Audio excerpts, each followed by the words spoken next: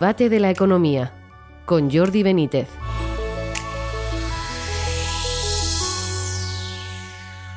Bienvenidos al debate de la economía. La victoria de Milei ha sido una de las grandes noticias económicas de la semana. Tras su derrota en las elecciones de Buenos Aires, muchos pensaban que podía caer en declive con las legislativas de esta semana, pero ganó con holgura. Su triunfo abre la puerta a reformas económicas de calado que comentaremos ahora con nuestros contertulios.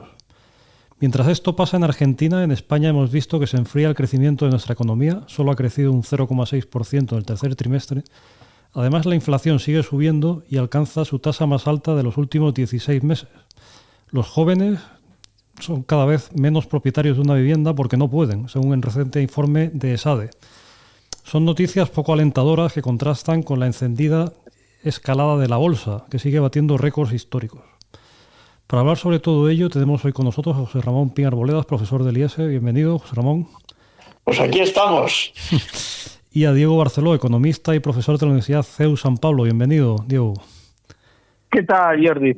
Oye, precisamente, aprovechando que tenemos a Diego con nosotros, que es argentino y que bueno, ha sido la noticia esta semana la victoria de Milei y que lo sigue muy de cerca, pues Diego, cuéntanos un poco cómo has visto, porque en fin, había cierta incertidumbre, no se sabía qué iba a pasar y qué supone un poco esta victoria de Milei. ¿Qué camino crees que puede abrirse, siempre hablando desde el punto de vista económico? Bueno, hubo antes de las elecciones una mezcla de cosas.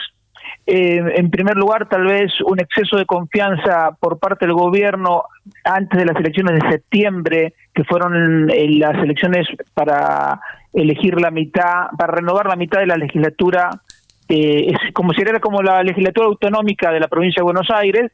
Ahí el gobierno perdió y a partir de ese momento se empezó a generar un clima como de apocalíptico, como si los kirchneristas estuvieran a punto de retomar el poder, salida de capitales, compra de dólares, bueno, lo de siempre.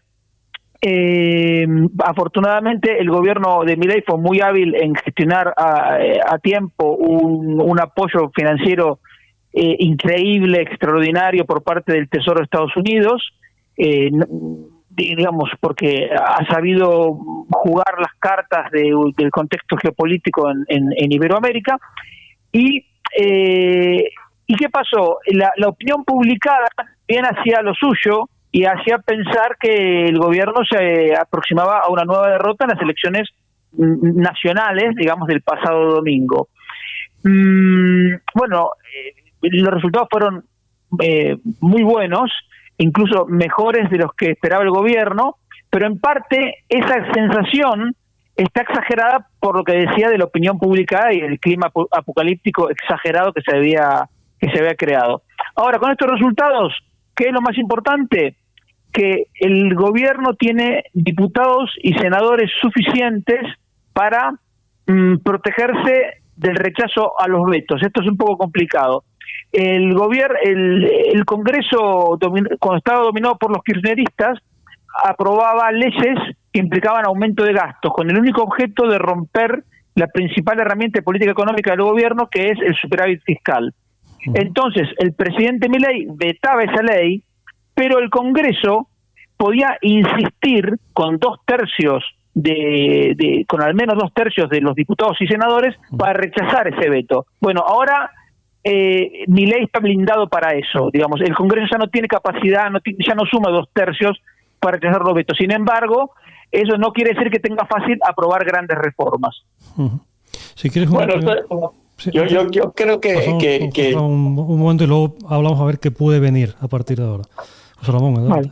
Pues no, vamos a ver, hay una cosa que si eres español entiendes muy bien, y es que las elecciones de lo que decías, la provincia de Buenos Aires son como las autonómicas. Y, sí, por ejemplo, hay muchos sitios, concretamente por Castilla-La Mancha, por ejemplo. En Castilla-La Mancha gana el Partido Socialista en las autonómicas, pero gana el Partido Popular en las generales. O sea, la gente no necesariamente vota lo mismo cuando tienes el gestor cercano o el gestor del gobierno. O sea, eso es lo primero. O sea, yo ya lo dije cuando perdió Milei en las provinciales de Argentina, ya dije, bueno, pero extrapolar esto me parece no conocer que a veces hay el llamado voto dual, que yo estudié, eso por una parte. Pero por otra parte, también creo que Milei se ha, digamos, blindado con las ayudas de Trump. Y eso, para un argentino, sé que hay que entender que los argentinos, primero, son gente con una mentalidad muy abierta al exterior, aunque parezca mentira. No son tan cerrados digamos, en la cultura y en la economía de su país como otros países. Son gente que viaja mucho, curiosamente, que además probablemente proceden de otros países, si no ellos mismos, por sus abuelos o sus padres, y por tanto son gente que tiene la mente abierta. Entonces, toda la situación geopolítica influye bastante. Y luego ha habido también, si mal no estoy enterado, que ha habido una baja participación con respecto a otras veces. Es decir, Sí. el kirchnerista de turno ha dicho, oye, yo, al fin y al cabo, no quiero a los kirchneristas, tampoco quiero a Milei, pero no voy a probar a apoyar a estos que nos llevaron a los desastres que nos han llevado. Futuro. El futuro es que esto cambia la perspectiva, por ejemplo, de toda Latinoamérica.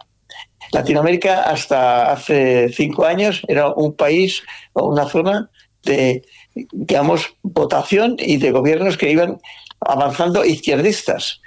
De momento, tener en cuenta que también, por ejemplo, en Bolivia ha ganado la derecha. Una derecha moderada, pero la derecha, es decir, el Partido de los Trabajadores, que había gobernado hasta ahora, perdió el poder. O sea, ya son dos, son Argentina, Bolivia, y poco a poco yo creo que se van a ir decantando, porque Estados Unidos y su mentalidad, a pesar de lo que parezca, pinta mucho en Sudamérica. Y la gente se ha dado cuenta de, bueno, vamos a ver, si los norteamericanos votan a Trump, hombre, Trump puede no gustarme, puede ser un loco, por tal, lo que quieran, lo que me dicen los medios de comunicación, pero sus votantes son gente que vota por otras razones, ¿no? Conclusión, pues oye, a lo mejor los norteamericanos no son tan tontos y hay que irse a la derecha. Y eso en Latinoamérica cuenta mucho, a pesar de lo que la gente crea lo contrario. No sé, y sobre todo en el Cono Sur, porque el Cono Sur es distinto al resto de Sudamérica, pero el Cono Sur en realidad es una zona muy europea. No Bolivia, pero desde luego Uruguay, Argentina y Chile son dos países que el porcentaje, digamos, de antiguos migrantes europeos es altísimo. Sabemos que un argentino es un italiano que habla español, ¿no? Oye, por ir a cosas concretas, Diego hablaba, una de las cosas que se está comentando parece ser es la idea de bajar 20 impuestos. Eso es lo que parece que se ha comentado, digo, como medidas de futuro. Y luego pues también se está hablando de la reforma del mercado de trabajo, porque claro, tiene un empleo informal del 40% Argentina o algo así, ¿no? ¿Cómo ver esto? Bueno, por un lado, si puedes hacer una recapitulación de cómo desde que llegó, pues qué cosas han mejorado claramente con algunos datos, y luego comentar un poco estas nuevas medidas. Lo que ha mejorado esencialmente es en la vida cotidiana de la gente la inflación. Cuando llegó Milei el primer mes, los precios mayoristas aumentaron un 54% por el desastre que había dejado el gobierno kirchnerista anterior, y ahora la inflación lleva 4 meses en torno al 2% mensual, y interanual es 30%, 32%, que digamos sigue siendo muy alto, pero claro, no es el prácticamente 300 que había antes. Luego ha habido muchas reformas. Bueno, la cantidad de reformas microeconómicas que hay se cuentan por miles, literal. Por ejemplo, la reforma de la liberalización de los alquileres, la liberalización de la compra y venta de moneda extranjera, algunos casos que son increíbles, como por ejemplo que en Argentina estaba prohibido exportar chatarra, y uno dice, ¿y esto por qué está prohibido? Porque había una única empresa grande que necesitaba la chatarra como insumo, por lo tanto, como era un monopsonio, pagaba cualquier precio, o sea, precios ridículos por la chatarra. En cambio, se liberalizó la chatarra, y entonces hay un montón de gente que tenía chatarra como un subproducto de su proceso productivo, y ha mejorado. Y como esas, hay muchísimas. Entonces, Ahora, dicho eso, bueno, también se han eliminado impuestos. Por ejemplo, un impuesto, si uno compraba algo en el exterior, estaba grabado con un 35% adicional. Eso se eliminó. Y hay otros impuestos que también se han algunos reducido, como las retenciones agropecuarias, algunos se han bajado, y porque Argentina tenía más de 120 impuestos a nivel nacional, algunos de una recaudación muy limitada, y entonces la idea es ir avanzando con eso. Con relación a la reforma laboral, ahí el problema que hay más básicamente es lo que se llama la industria del juicio, que digamos hay abogados que están especializados en calentarle la cabeza a empleados para que hagan juicio a sus empleadores, y eso es una industria muy próspera. Entonces, porque si uno mira la letra de la ley, comparado con la ley española, la ley laboral española es mucho más restrictiva y más costosa. Por ejemplo, en Argentina, durante los 5 primeros años de la relación laboral, una persona tiene 2 semanas de vacaciones, y aquí ya de entrada tiene 4. O, por ejemplo, los aguinaldos que se pagan en junio y en diciembre son medio salario, no un salario. Y así un montón de cosas más. Pero hay otro problema también con los convenios colectivos, que convenios colectivos desde los años 70, que por la norma de la ultraactividad, los sindicatos no negocian, y entonces automáticamente son renovados, y por supuesto con condiciones prohibitivas. Y eso es básicamente lo que pasa. Es que, insisto, no va a tener fácil la aprobación de un cambio radical en la legislación laboral. Por eso yo creo que lo que vamos a tener en la práctica es avances parciales, pero saludables en todo caso. Bueno, es que hay que tener en cuenta que Argentina tiene un problema fundamental, y es el sindicato. O sea, claro, este es el gran problema de Argentina. Argentina, que viene de la época de Perón, no de los peronistas, sino de Perón, que fue, y de Evita, Perón, etc. Entonces, el poder realmente político estaba en manos de los sindicatos en la época de los peronistas y de los kirchneristas. Y entonces, eso es absurdo, porque una cosa es que los sindicatos defiendan a los trabajadores, y otra cosa es que se conviertan en el verdadero poder político del país. Y ese es realmente, si piensas, ¿cuál es la corrupción más importante en Argentina? Pues habrá corrupción, como en todos los sitios, económica, pero la corrupción en Argentina es conceptual. Y es esa, que el sindicato se ha convertido en el gobierno, cosa que es absurda. Y esto es lo que Milei va a tener que resolver. De hecho ya nada más ganar Milei empezaron a haber movidas en la calle de los sindicatos. Lo que pasa es que si él aguanta, pues los sindicatos poco a poco irán perdiendo el poder, y sobre todo lo que hay que hacer es que los sindicatos se limiten a lo que es su trabajo, no intenten ser políticos. Este es el tema, vamos. Los sindicatos son necesarios en todo el país, pero lo que no puede ser es que dominen el país. Por ejemplo, el tema de transportes. En transportes el sindicato argentino es tan poderoso que puede paralizar el país en un momento determinado. O sea que... Oye, mirando un poco a España, bueno, esta semana han salido los datos del PIB, que tenemos pues unos datos más de enfriamiento, ¿no? Fundamentalmente la demanda externa, ¿no? Que empieza a lastrar, parece que hay un 0,6% respecto al trimestre anterior, ¿no? Y luego acabamos de ver los datos de inflación, ¿no? Que comentaba Dani Lacalle en un tuit, que bueno, ya el acumulado es el 23,3%, ¿no? Desde que llegó Sánchez, ¿no? ¿Cómo veis estas cuestiones? Bueno, la inflación, sobre todo el precio de la electricidad y el transporte, que ahora nos acordamos también de esta subida de tasas que hubo en los aeropuertos y demás, ¿no? Porque se traducen los billetes de tren y avión, ¿no? ¿Cómo lo habéis visto, Diego? Adelante. A ver, en cuanto a mí, lo que más me preocupa es la productividad.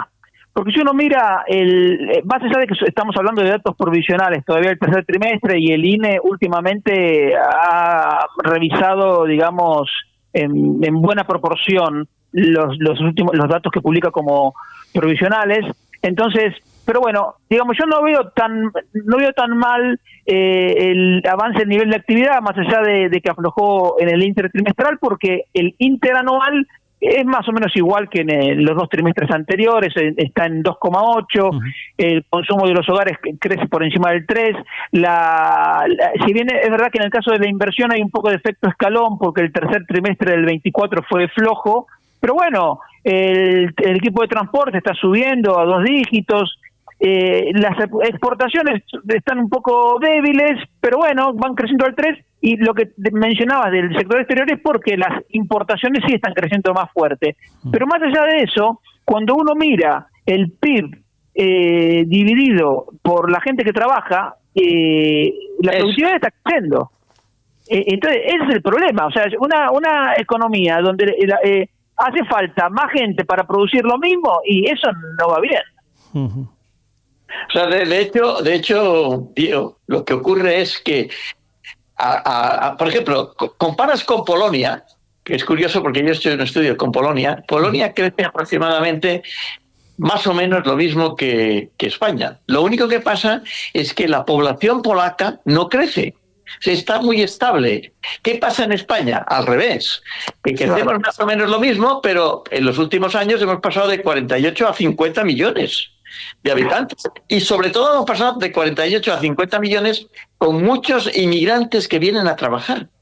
Lo cual significa 2 cosas. Una, que claro, al dividir el Producto Interior Bruto por más trabajadores, la productividad es menor.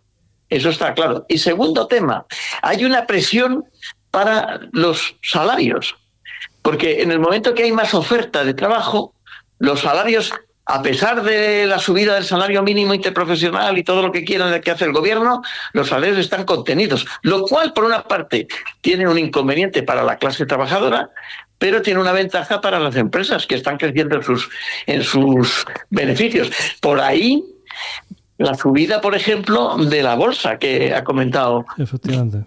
Antes, claro, porque las empresas están ganando más dinero. O sea, el inversor lo está viendo que su dinero está rentando más. Lo que no ocurre es que el trabajador esté ganando más renta. Podríamos decir que con la izquierda española el trabajador pierde renta, y con la derecha polaca, porque el presidente de Polonia acaba de ser elegido de derechas, el trabajador gana renta. O sea, es una cosa absurda. Es decir, Oye, pues es una muy buena conclusión, ¿no? Porque ya hemos llegado al final del programa, así que muchas gracias a José Ramón Pin Arboledas, a Diego Barceló y a ustedes por seguirnos, y les esperamos en una próxima edición del Debate de la Economía.